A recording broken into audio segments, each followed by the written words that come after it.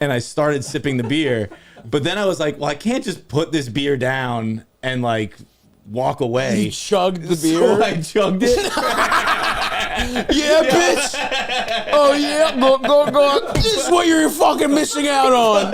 But I was crying. Oh, no. So I was crying and I was trying to hold the tears in. Oh, my. Tearing up, like, chugging a beer. Yes, exactly. Like, Stay with the Billis family. That, like, dude, the woman, the mother, I guess, she's not my mom. My mom, actually, I was calling her my mom. And I was like, this is my mom. And my mom was like, you better knock that shit off. Oh, wow. Your mom got jealous. Yeah, she was like, nothing. She was feeling cucked by your Spanish mother like, you figure. have one fucking mother, and she's over here. Wow, that's awesome. So it was You're like, Mom, I want to fuck this lady. You're like, it's a different thing. I'm trying to trick her, seeing if I can mix her maternal instincts. I'm hitting her with the Oedipal complex. Smart, dude, smart. But they fucking hated us. It was me and my friend. Oh, really? Well, because it was like... That's awesome. Dude, it was me and my buddy. We were like 17, 16. I might have been 16. And like, it was our first time ever in Europe. Of course. At least without supervision. And we were just getting hammered all the time. But then we were in Salamanca, Spain. And they were, I don't know how it works in like Madrid and stuff like that. But in Salamanca, like they were hard on siesta. Like it was at 2 p.m. Yeah. You're fucking going home and you're taking a nap. And we were like 17-year-old kids not used to that. So we couldn't fall asleep.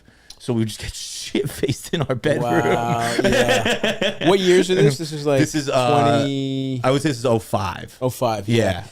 I think siesta culture is sort of... I think in that, it was kind of the tail end of it being all... Like, unfortunately, I think globalization has taken the siesta from a lot of people. Yes. Because Greece was like that, too, where... When I was really little, it was like you could not be outside. People were fucking pissed if you made any noise. They're like, "Excuse me, we left our jobs at the bank to come take a nap at our house, and you're playing." Me and my brothers would try and play like we'd throw a ball at each other. We'd be playing FIFA and yelling at each other. Right. Now it's kind of gone away, I think. But yeah, dude, you could not sleep. Dude, they were like we couldn't do. Like, we'll go to hang out at a restaurant. There weren't restaurants open. There was nothing you could do. And I respect it. I mean, I think that's a better way to live. It's also like it's so hot. Yeah. You just kind of like take a nap, and that's why everything starts at like, that's why you can't have dinner until like 9 p.m. or whatever. 10 o'clock, Simpsons would be on. Yeah. We had one night she brought out this dish, and I'm going to be honest, I was being an asshole about this a little bit. Sure. But she was very happy about this dish she made, and she's talking about how she invented it and all this stuff. And it was sausages and potatoes. And I was like, I forget exactly what I said, but I wasn't being a full asshole. I was kind of being a fun asshole. Sure, but again, sure. like there's a language barrier. Oh, yeah. So I was like, I'm pretty sure the Polish invented this one. Yeah. And I don't even know if it was the Polish or the Germans or whoever. Sure. And she fucking whacked me with the big spoon. I mean, dude, I can't imagine how annoying you must have been. Like when you're 16, just like a fucking American. I don't know if they got fucking redheads over there. You know what I mean? Like you thinking you're being sarcastic. You're also getting like, just drunk all the time. Dude, if an alcoholic 16-year-old sat down at your dinner table and insulted your dinner, yeah, you fucking hate him. Totally. No, you'd be, and it's like I feel like they're like refined and shit like that, and it's like that's not what American teenage culture is like. No. And also they weren't refined. They weren't. These ones. Oh yeah, what are they like? Well, we would sit at our dinner table. Would be like here, very similar to a room like this, and a TV about that size playing The Simpsons 24/7. Dude, you stayed with a family a Spanish family that loved The Simpsons. Loved The Simpsons. That's fucking bizarre. Like I have no idea why they loved it so much. I feel like it was kind of just a cultural thing as far as like that town goes, because I saw a lot of Simpsons stuff there. Interesting. And it could be a situation where I'm romanticizing in my head and remembering more than there was, but you're just blacked out. You watched one episode of The Simpsons. You're like, yeah, dude, they fucking love The Simpsons. I remember multiple times walking around being like, they fucking love Bart over here, dude. Yeah, well, Bart goes across country lines. But at the time, right? Wasn't I kind of Bart? Huh? Wasn't I kind of Bart? If you think about it? Maybe. Bart's like fun. Yeah. Mart's funner when you're like 8. He's 8 in the show. Like, no, or whatever. You were 16, dude. Yeah. You're jacking off. You're drinking all their wine. You're like putting fucking water in the vodka. Like imagine. I can't imagine how annoying it is to clean up your biological child's crusty socks. Yeah. Some fucking redhead from Massachusetts comes in, jizzing everywhere, telling you your sausage sucks, telling you this this thing you're proud of sucks dick. And you're like, all right, fuck you, man. No. Excuse me. I only got hit that once, but I earned it. So there was you and your buddy, huh? Yeah, me and my best friend. So it was like the most fun trip I've ever had. That sounds well. And did they have like, did they have other hysterical? Dude, this is the same girl who I later got dumped by for reasons you can guess. Yeah. And we had been thinking about moving in together. But it was like one of those like New York City move-ins. Sure. Like we've been together like 8 months. We can't afford rent alone. Might as well get in. And so we've been thinking about moving in together. And one day she's like, hey, let's grab a drink. Sounds great.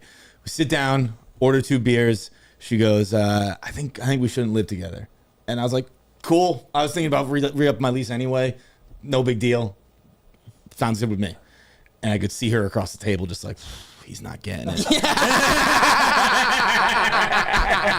Like, awesome. Who wants to get movers? I can barely afford it. You know, whatever. And she's like, so our beers get placed in front of us by the waitress. And she's like, no, what I'm saying is I think we should break up.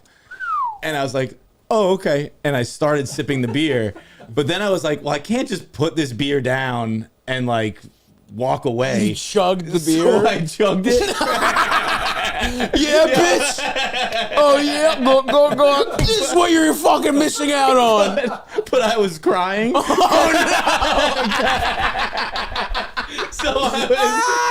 no. So I was crying. I was trying to hold the tears in. Oh, my God. Tearing up, like, chugging a beer. And it's starting to spill out of the side of my mouth. Dude. But I'm like, I can't put it down. Yeah. So I fucking finished the beer and put it down. And she just looks at me like, I'm a psycho. Of course. I mean, that is insane. And she goes, yeah, you don't have to stay if you don't want to. And I was like, yeah, I'm going to leave. I'm going to go, and you're paying for this beer I chugged. I did leave. I think she picked up the bill. She was a great chick. It was all my fault. Was it because your dick? So far, I've heard your dick wasn't hard for a second, and then it was. But you did more. You had more issues in the relationship. Not really. I think it was just like I didn't see the relationship for what it was, which was she was just taking a little time out. She'd already found the guy she was marrying. Oh, really? And like it was like she broke up with the guy. We started dating like immediately. Hold on. You've been gaslit by this woman. She found the man she was marrying. She gave him a little time out, and she was like, well, I got to get my whole stuffed in the meantime. So who's the guy I don't give a fuck about that I can just string along for a second? She talked about moving in with you. What are you talking about?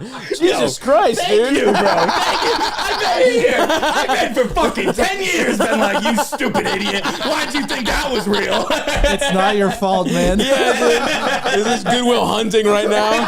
You're about to start fucking... Get him a beer so he can cry, Elvis. Get him a fucking Miller Lite to chug so he can actually start crying. That's so fucking funny.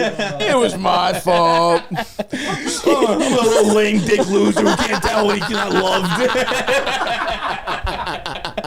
You know, the stereotypical group of friends that, been friends since high school. A little background, I'm 29, so the fact that it's, kind of sort of made it this long is a miracle in itself.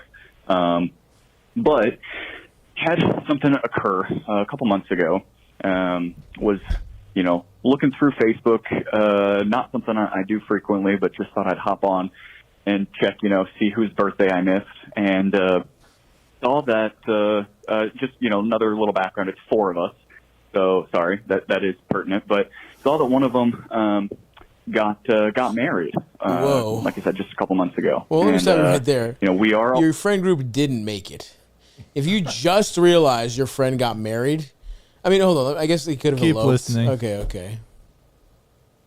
Like I said, just a couple months ago, and fuck you, Aldous. We all are in a group chat together. We see each other probably once a year, once every other year, as much as we can. But yeah, saw that one of them had gotten married, and 2 of the guys were groomsmen in his wedding. So all 3 of them were there. Okay. Like I said, I found out through Facebook, and it was pretty heartbreaking. I, said something in the group chat and then immediately left and, didn't hear anything from them for probably about a week. And then the guy who got married reached out to me and just said, hey, like, what's your deal? Why'd you leave the group chat? I felt like that wasn't, worth a response, so I didn't say anything. And then, a couple months go by, a couple weeks go by, and, another one of my friends there in the group chat then reaches out to me and basically apologizes on behalf of the friend that got married for not inviting me. I kind of have a feeling where this is going, but, like I said, I just thought I'd call and see what kind of advice you guys might be able to offer up.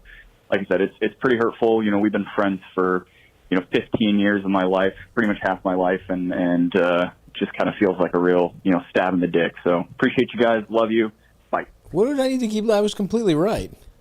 No, this guy did not get invited. I know. That's what I'm saying. Oh. It's like if your best friends had a wedding and you didn't hear about it, they're not your friends. Yeah. Oh, I thought you were saying about all of them, not just him. It's either you, the caller, or the three guys. One group of you is a humongous asshole. Right. Did you do anything? Now, look, the other two guys are there are ways. I mean, the other two guys, like if this were to happen, I mean, again, I can't fathom this happening in our friend group. It's just insane. Yeah, right. Like my friends from high school or even longer, it's like no one would ever get invited to, no one would ever get married and we wouldn't find out about it. That seems fucking nuts. Now, maybe there's a dinner or something, like you might feel left out. But even if you feel left out of something, I feel like one party is leaving somebody out, and it's the other party, the other guy's job to be like, hey, why the fuck aren't we involving what's his face? That's what I like. Like one of the two other friends would have reached out to me. Particularly, they would have done it pre-wedding, but they definitely would have done it after I sent a text and left the group chat. I know. Like they would have took a couple months after that for them to reach out to you. That's fucking insane. They would have immediately been like, dude, sorry about that. Tommy's an asshole, or whatever they would have said. Well, I mean, you could have been like, look, it was really fucking weird. It's ultimately his wedding. I thought it would have fucked things up. I feel really bad about it. Can I make it up to you? Whatever, right? Like, they're a little complicit, but it's, first of all, the guy whose wedding it is just isn't your friend. Yes.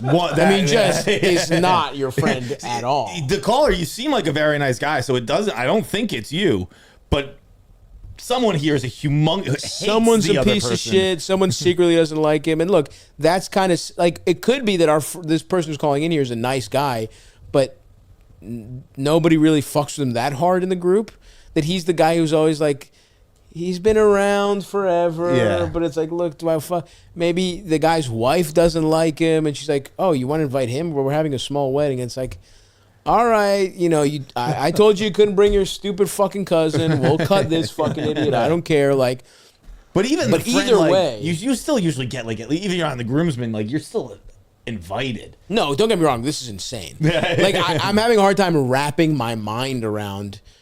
It's not even just